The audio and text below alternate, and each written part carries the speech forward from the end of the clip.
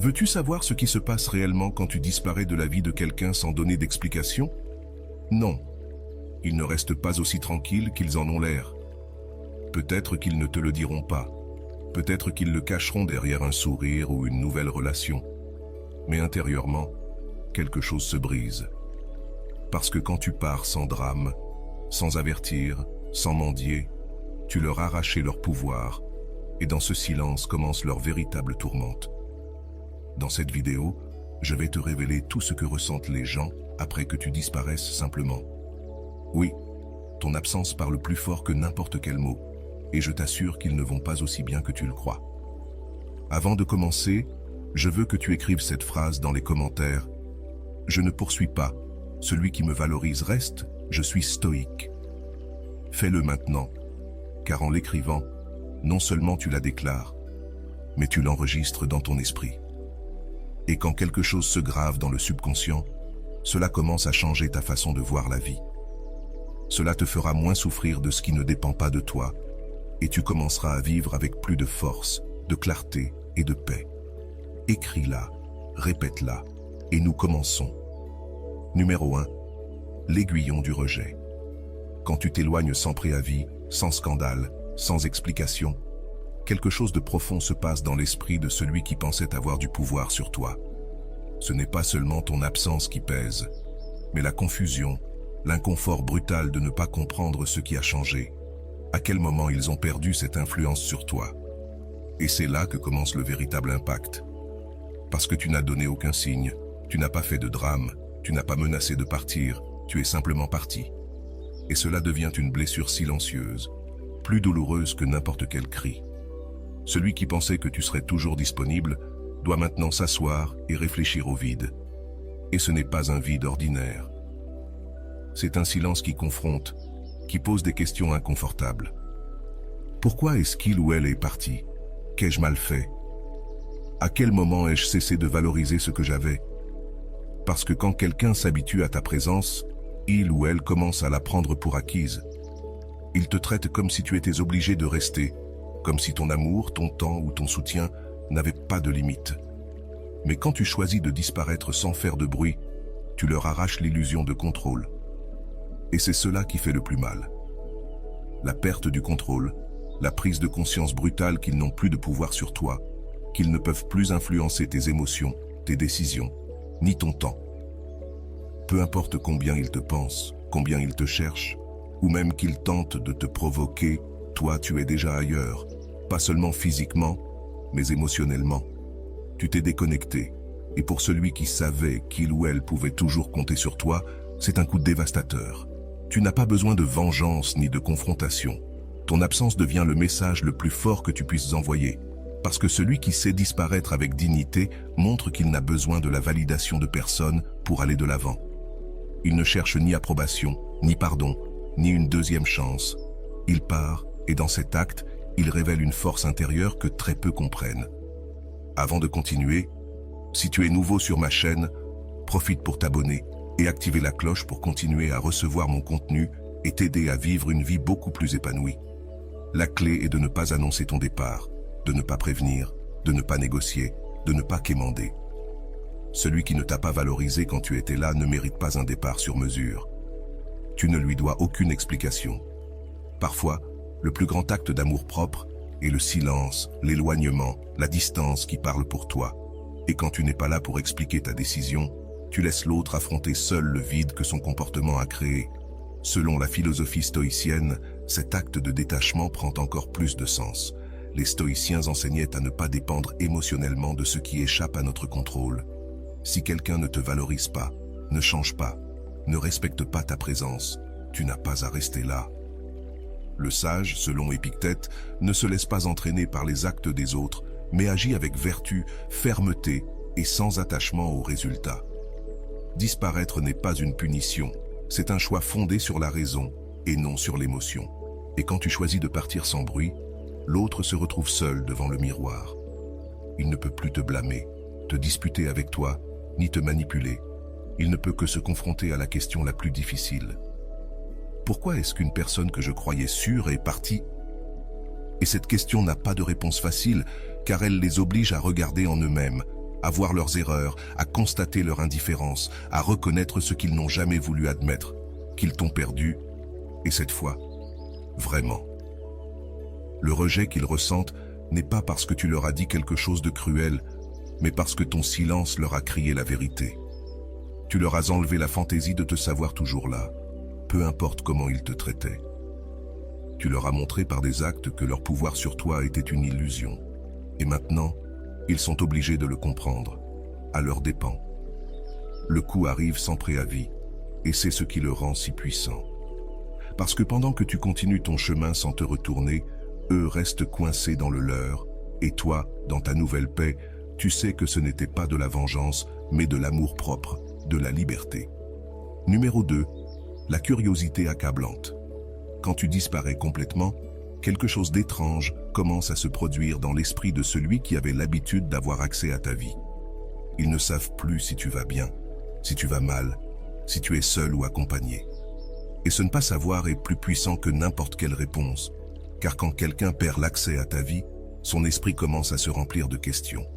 Et là où il y a un vide, le cerveau cherche à le remplir avec des possibilités, des suppositions, des histoires qui souvent n'ont rien à voir avec la réalité, mais qui de toute façon leur ôtent le sommeil.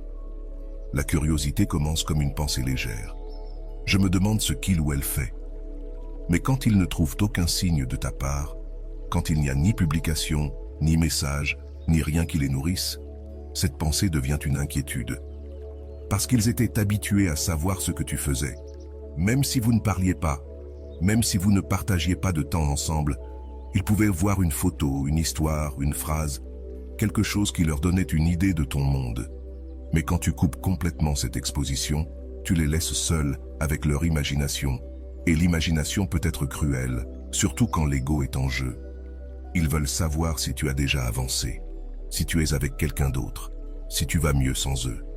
Et le pire, c'est qu'ils ne peuvent pas savoir, car tu ne laisses aucune trace, tu ne donnes aucun indice, tu ne nourris pas leur curiosité. Et cela devient une douce torture, parce que plus ils cherchent, moins ils trouvent, et moins ils trouvent, plus ils s'obsèdent. Ils vont sur ton profil en espérant voir quelque chose, mais il n'y a rien. Ils te demandent à d'autres, mais personne ne sait ou personne ne dit rien. Ils essaient de te provoquer, de lancer des sous-entendus, mais tu ne réagis pas. Et c'est là qu'ils perdent le contrôle. Celui qui se sentait auparavant à l'aise en sachant ce que tu faisais est maintenant piégé dans son propre désir de savoir, parce que tu as fermé toutes les portes. Et ils n'étaient pas prêts pour ça. Ils n'ont pas pensé que tu aurais la discipline de disparaître, que tu aurais la force de ne plus partager ta vie avec le monde. Mais tu l'as fait. Et maintenant, ils n'ont plus accès à toi, ni directement, ni indirectement. Et cela les désespère. Ton silence les oblige à regarder à l'intérieur d'eux-mêmes, car l'esprit humain ne supporte pas l'inconnu quand il est habitué au contrôle.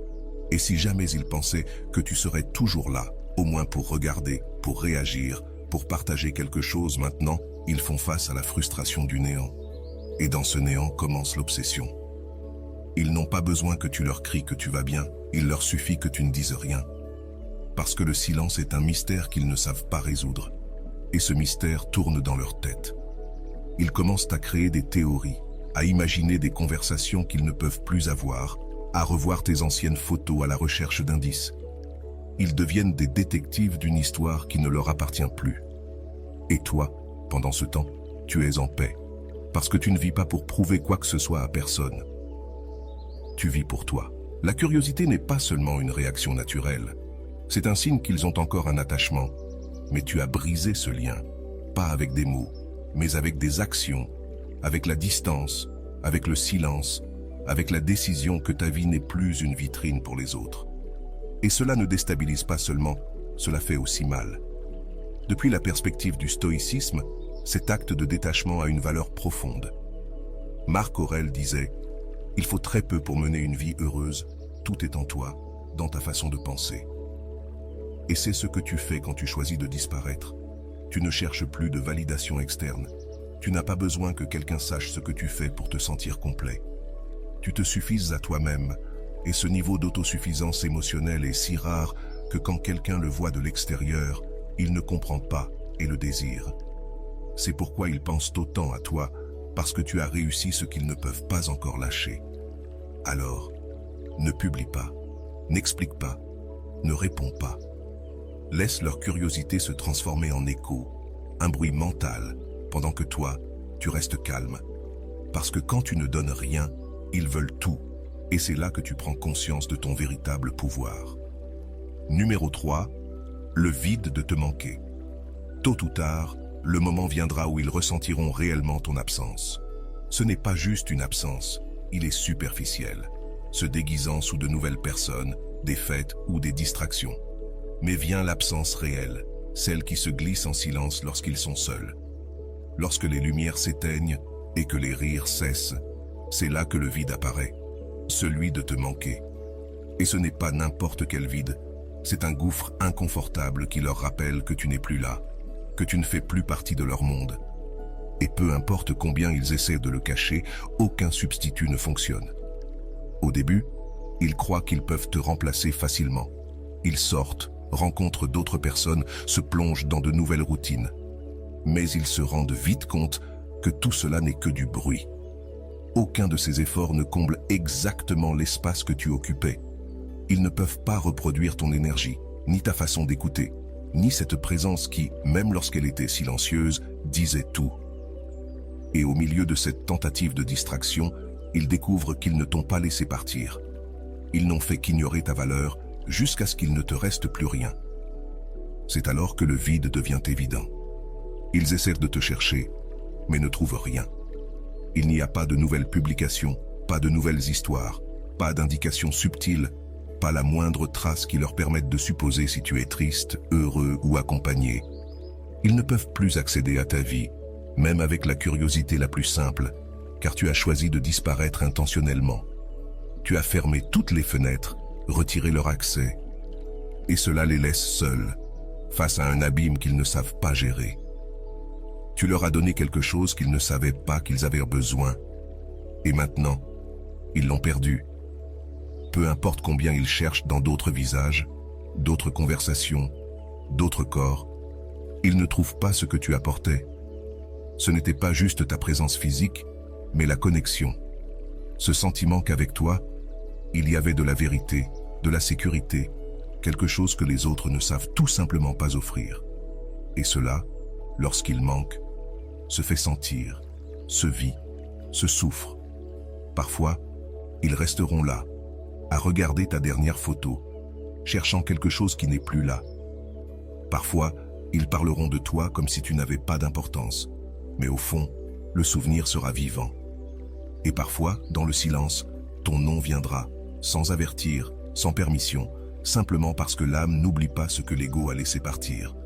Et toi, pendant ce temps, tu restes loin, non pas par fierté, mais par respect de toi-même. Parce que tu as appris à ne pas insister là où tu n'es pas valorisé.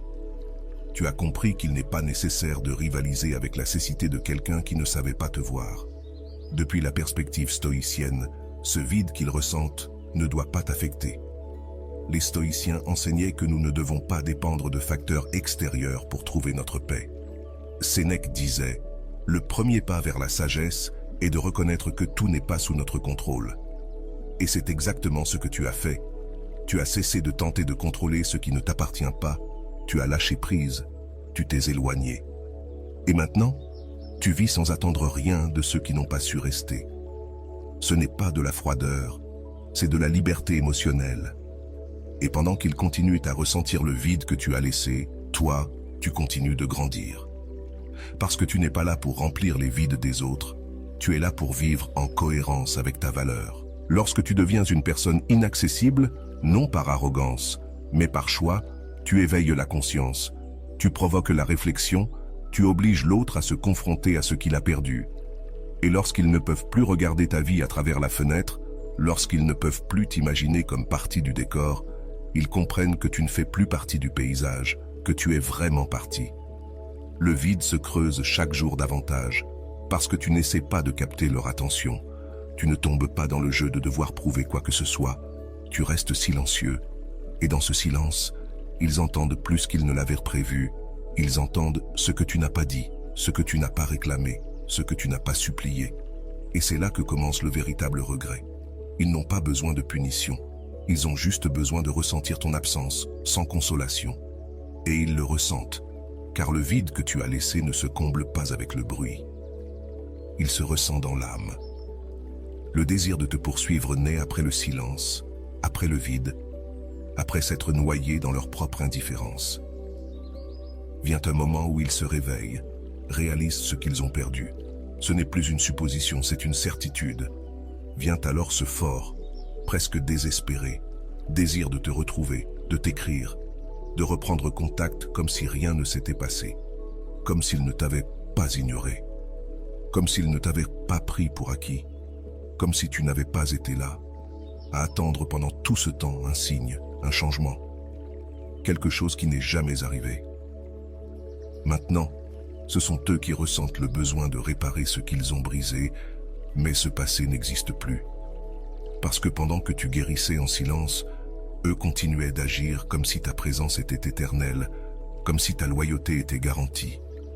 Et maintenant, lorsqu'ils comprennent ce qu'ils ont laissé partir, ils veulent revenir, ils veulent réécrire l'histoire. Mais il est trop tard. Ce n'est pas de l'orgueil, c'est de la dignité.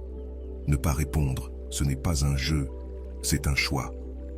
Parce que lorsque quelqu'un agit seulement lorsqu'il te perd, ce qu'il cherche, ce n'est pas te réparer, c'est apaiser sa culpabilité. Et toi, tu n'es pas là pour guérir les culpabilités des autres. Tu es là pour protéger ta paix, pour ne pas retomber dans un cycle où tu donnes tout et tu reçois des miettes, où tu attends et ils disparaissent, où tu luttes et ils restent là, sans bouger.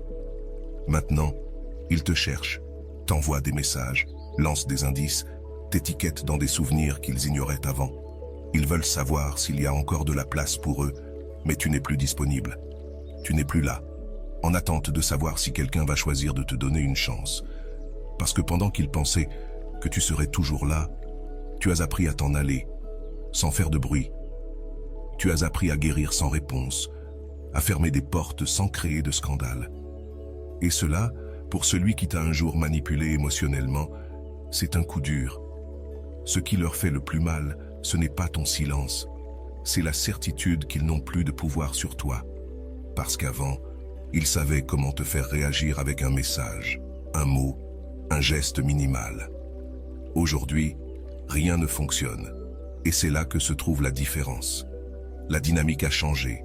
Eux cherchent, tu avances. Ils attendent une réaction, tu continues ta vie.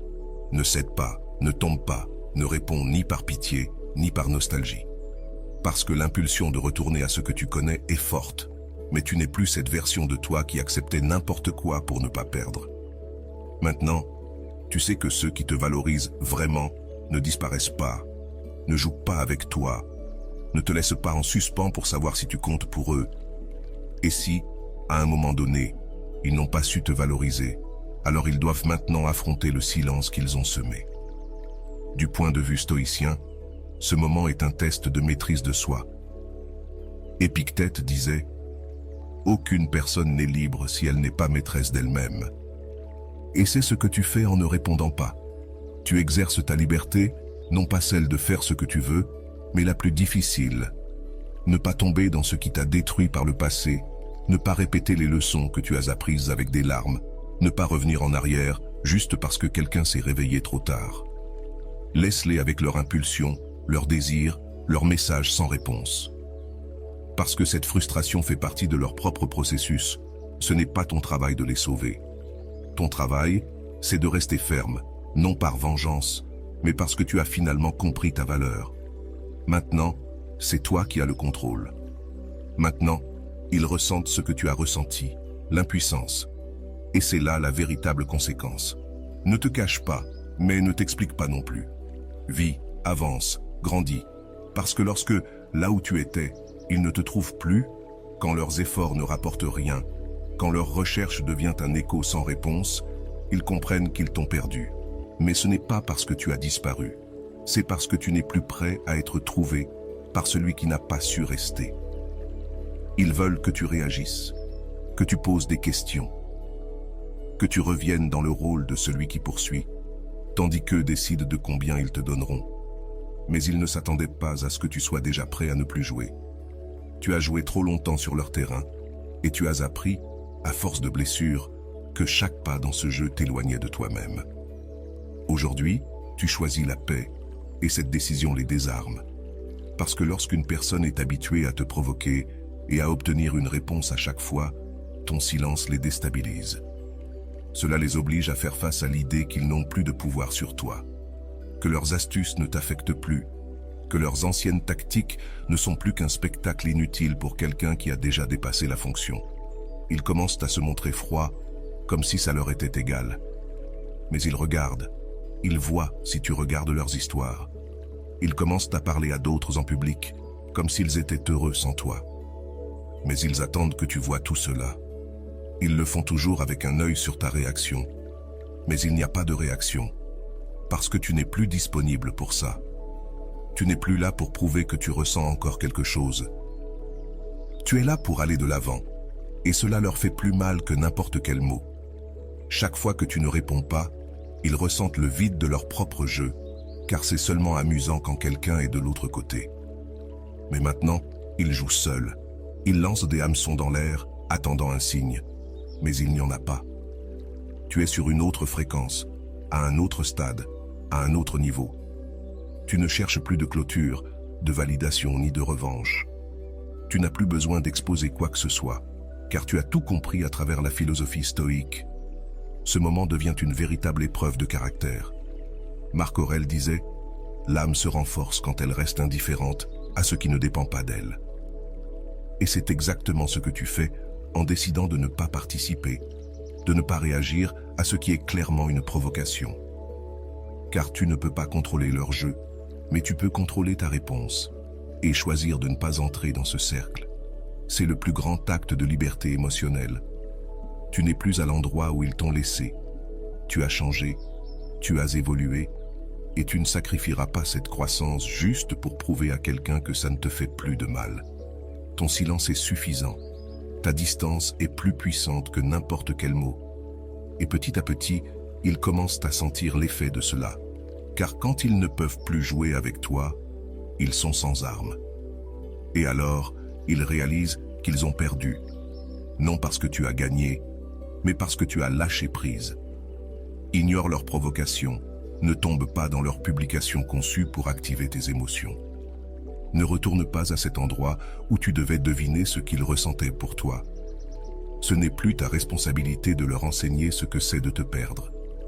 La vie elle-même leur montre. Et chaque tentative de manipulation que tu ignores leur confirme que la personne qu'ils contrôlaient n'existe plus. Maintenant, le contrôle est entre tes mains, et ton plus grand pouvoir est de ne pas l'utiliser pour blesser, mais pour guérir, pour maintenir ton cap, pour vivre sans retomber dans des cycles vides.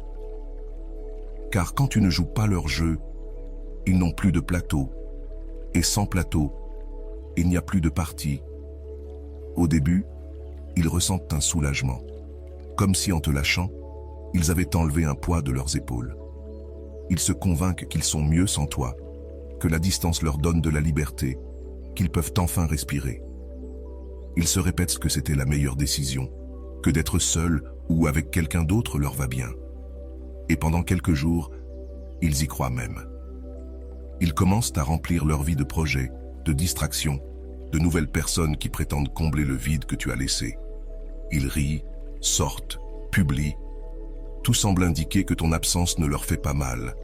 Mais ce n'est qu'une illusion, car le soulagement initial n'est qu'une réaction automatique. C'est ce qui se passe lorsque quelqu'un confond la liberté avec la déconnexion. Mais la véritable épreuve n'est pas ce qu'ils ressentent les premiers jours. La vraie épreuve est ce qu'ils ressentent lorsque le silence devient une routine. Lorsque tu n'es plus là pour écrire, pour te soucier, pour partager le bon et le mauvais. Ils réalisent alors que personne ne les comprend comme toi, que personne ne les écoute avec le même cœur, avec la même patience, avec la même dévotion. C'est là que commence la bataille interne. D'un côté, l'ego veut maintenir l'idée qu'ils allaient bien sans toi. De l'autre, la réalité les frappe fort lorsqu'ils se rendent compte de ce qu'ils ont perdu. Ils commencent à regretter ce qu'ils minimisaient avant. Tes mots, ta présence, ta manière de faire en sorte que tout semble plus sûr. Et ce regret ne vient pas comme un grand tremblement de terre. Il arrive par vagues, à des moments inattendus, sous forme de petits souvenirs qui font plus mal qu'ils ne veulent l'admettre. Et alors, ils commencent à se demander « Pourquoi je me sens comme ça, si c'est moi qui me suis éloigné ?» Ils commencent à revoir tes anciens messages, à écouter les chansons que vous partagiez, à regarder tes photos avec un mélange de nostalgie et de culpabilité, parce qu'ils pensaient que tu pourrais être remplacé. Mais maintenant, ils comprennent que ce que tu offrais ne se trouve pas partout, que ça ne peut pas être remplacé par n'importe qui, parce que ce que tu donnais était unique. Et ceux qu'ils ont perdu les cherchent, mais toi, tu n'es plus là. Ne reviens pas. Ne retourne pas quand ils commenceront à sentir ce vide, car ce moment est crucial. Ils doivent le traverser, ils doivent rester seuls avec le silence qu'ils ont provoqué. Ne les sauve pas de leur propre apprentissage. Ne guéris pas la douleur qu'ils ont eux-mêmes semée, car si tu reviens trop tôt, tu leur apprendras seulement que ta valeur peut aller et venir. Et tu vaux trop pour être une option de dernier recours. Le regret, lorsqu'il est véritable, transforme, mais seulement s'il est vécu entièrement, seulement s'il n'y a pas d'échappatoire. Alors tiens bon, pas par fierté, mais par respect pour toi-même. Tu as donné le meilleur de toi-même. Tu étais présent, tu as espéré, tu as attendu, tu as lutté. Et si malgré tout ça, ils ne t'ont pas choisi, alors l'erreur n'était pas la tienne. L'erreur était de laisser partir quelque chose de précieux sans réaliser ce qu'ils avaient entre leurs mains. Selon la philosophie stoïque, ce moment représente une leçon de détachement et de force intérieure. Sénèque disait « Celui qui souffre avant l'heure souffre plus que de raison ». Et c'est exactement ce que tu as évité en lâchant prise. Tu ne souffres plus à cause de celui qui a choisi de te perdre. Tu ne t'accroches plus aux miettes de quelqu'un qui pensait que vivre sans toi était un soulagement. Tu as laissé la vie suivre son cours, sans supplier, sans forcer. Tu as accepté la réalité avec calme, et cette paix que tu as trouvée, ils ne peuvent pas la trouver. Et pendant qu'ils luttent avec leurs regrets, toi, tu fleuris, parce que tu n'es plus lié à la mémoire, ni au désir de revenir à ce qui t'a fait du mal. Et chaque jour qui passe, leur silence devient un fardeau, leur décision un doute, leur soulagement un mensonge qui se déconstruit tout seul. Ils n'ont pas besoin d'explications, ils ont besoin de sentir ce que ça fait de perdre quelque chose d'irremplaçable. Car c'est seulement quand tu perds quelque chose de vrai que tu découvres ce qui compte vraiment. Laisse-les avec ce vide. Ne le remplis pas, car c'est le prix de ne pas avoir valu ton temps. Et toi, tu n'es plus celui qui revient quand on t'appelle. Maintenant, tu es celui qui se respecte trop pour retourner là où il n'y a plus de place. Chaque heure sans nouvelles, chaque jour sans toi, pèse de plus en plus lourd.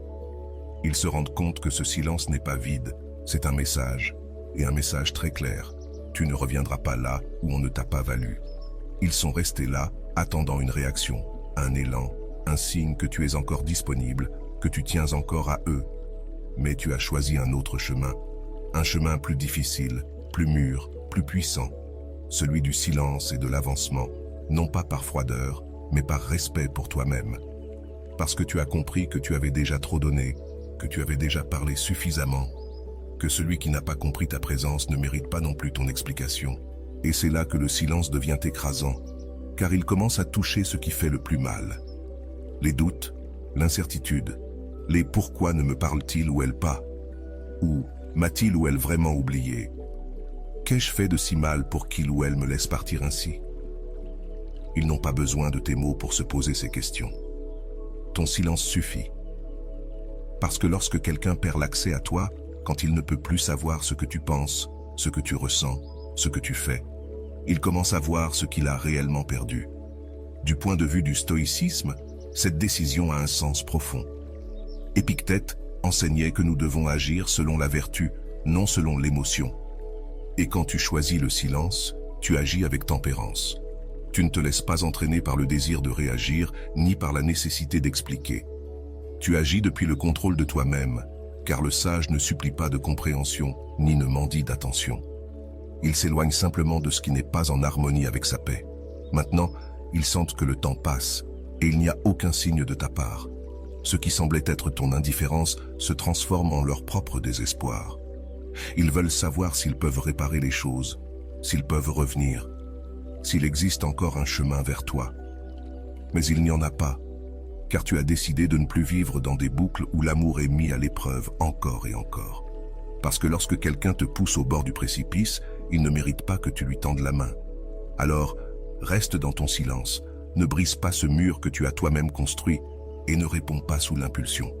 Ne reviens pas par pitié. Le silence leur parle chaque jour, leur rappelant qui tu étais, tout ce que tu as donné, et combien il leur a été facile de ne pas le voir à temps. Maintenant qu'ils ne t'ont plus, ils le comprennent, mais toi, tu n'es plus là. Et c'est cela qui fait que le silence pèse comme une vérité qu'ils ne pourront jamais changer.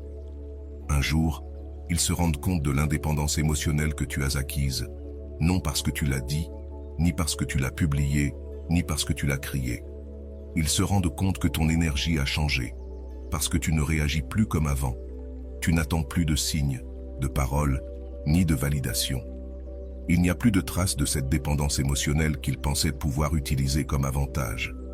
Et cette réalisation les frappe, non pas parce qu'ils veulent te voir mal, mais parce que pour la première fois, ils comprennent que tu n'en as plus besoin. Ta paix ne dépend plus de s'ils t'écrivent ou non. Ton estime de soi ne se construit plus sur l'attention qu'ils te donnent.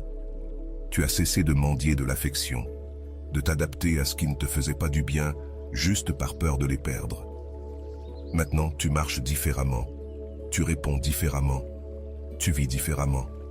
Et ils le remarquent, même si tu ne dis rien, même si tu ne les regardes pas, même s'il n'y a aucun contact. Ils le sentent, parce que celui qui a un jour eu accès à toi reconnaît quand quelque chose en toi a changé. Tu étais une personne émotionnellement disponible, engagée, peut-être même avec une peur cachée de ne pas être assez, mais maintenant, tu es dans ton centre. Et cela ne signifie pas de la froideur, mais de la maturité. Cela signifie que tu as appris que ta valeur ne dépend de personne, que tu n'as pas besoin d'être choisi par quelqu'un pour te sentir complet. Être seul n'est pas une punition, mais une opportunité de renforcer ce que tu laissais auparavant aux autres. Cela change toute la dynamique pour eux, parce qu'ils n'ont plus de moyens de te manipuler. Ils ne peuvent plus t'utiliser comme une échappatoire émotionnelle, ni jouer avec tes sentiments en attendant une réaction, parce que tu n'es plus dans ce jeu. Tu es monté d'un niveau, et à ce niveau, tu ne participes plus au jeu. Tu ne donnes plus de seconde chance à ceux qui n'ont pas su tenir la première. Tu n'attends plus celui qui ne t'a pas rejoint lorsque tu en avais le plus besoin. Tu avances sans haine, sans rancœur, mais aussi sans attachement, parce que tu as compris que tu ne peux pas aimer les autres sans t'aimer toi-même d'abord. Et maintenant, ton indépendance émotionnelle ne se voit pas seulement. Elle se respire, elle se ressent dans ton silence, dans ta présence, dans ta façon de bouger sans regarder en arrière. Tu as cessé de courir après, tu as cessé d'attendre, et ce qui est le plus important, tu as cessé de justifier l'absence émotionnelle des autres comme si c'était ta faute. Ils ressentent cette transformation, et même s'ils ne le disent pas, ils se posent la question. Comment se fait-il qu'il ou elle ne me cherche plus?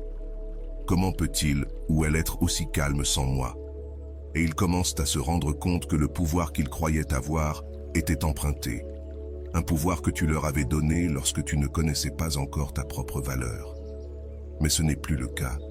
Maintenant, le pouvoir est avec toi. Et il ne s'agit pas de les contrôler. Il s'agit du fait que plus personne ne contrôle tes émotions. Dans la philosophie stoïcienne, cela est le reflet d'une vie bien vécue. Marc Aurèle disait « Celui qui vit en harmonie avec lui-même vit en harmonie avec l'univers ». Et c'est ce que tu obtiens lorsque tu brises les liens de la dépendance, lorsque tu arrêtes d'attendre des autres ce que toi seul peux te donner. Amour, paix, sens. Être émotionnellement indépendant ne signifie pas ne rien ressentir. Cela signifie que tu ressens sans te perdre, que tu aimes sans cesser d'être toi, que tu choisis depuis la liberté et non depuis le manque. Et tandis qu'il reste coincé dans le souvenir de ce que tu étais, tu deviens ce que tu as toujours dû être, une personne complète, une personne qui n'aime plus par besoin, mais par plénitude. Quelqu'un qui, s'il revient à aimer, le fera en pleine conscience, non par peur. Et pour ceux qui pensaient autrefois que tu ne saurais pas être sans eux, c'est la leçon la plus forte.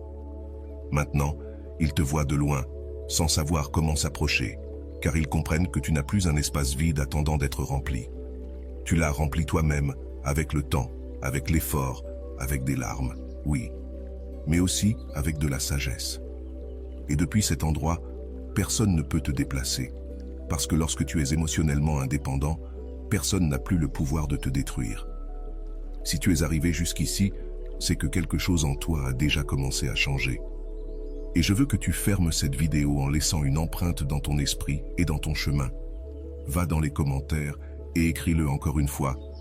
Je ne poursuis pas, celui qui valorise reste. Je suis stoïque.